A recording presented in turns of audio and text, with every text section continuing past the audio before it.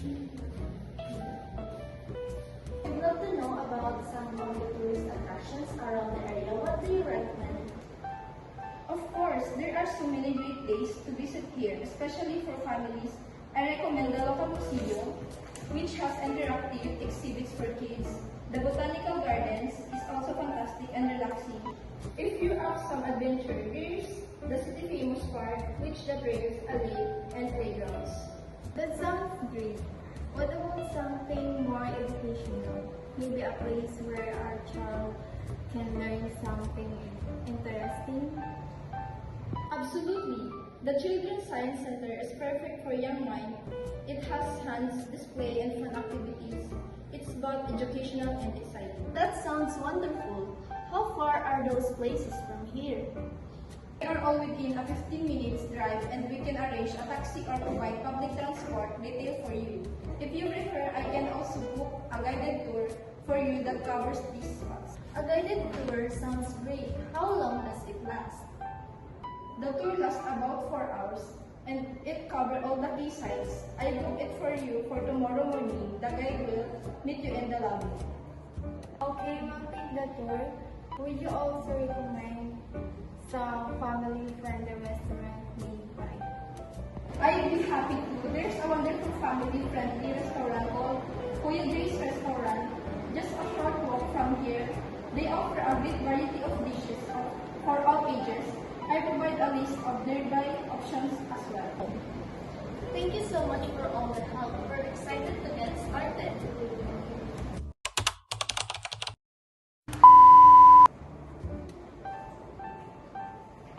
Hello, this is Room 105.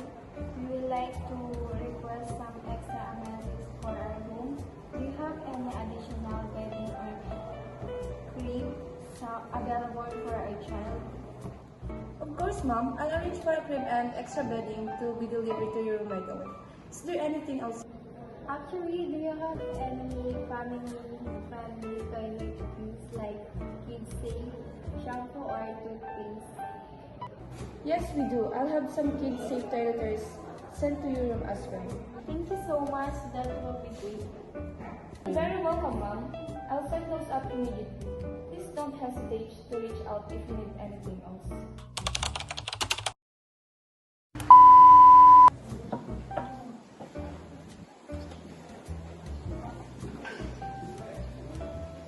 Good evening, Mom. I'm bringing the extra bedding and crib and toiletries as you requested. Is there anything else that can I assist you with? Thank you. This is perfect. Could you also please leave some extra towels and water bottles for each of us?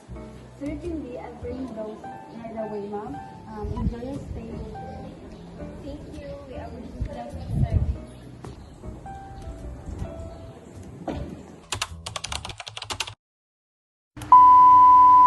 Good morning. I trust you had a good night's sleep. Your tour guide will be here in just a moment to begin the tour.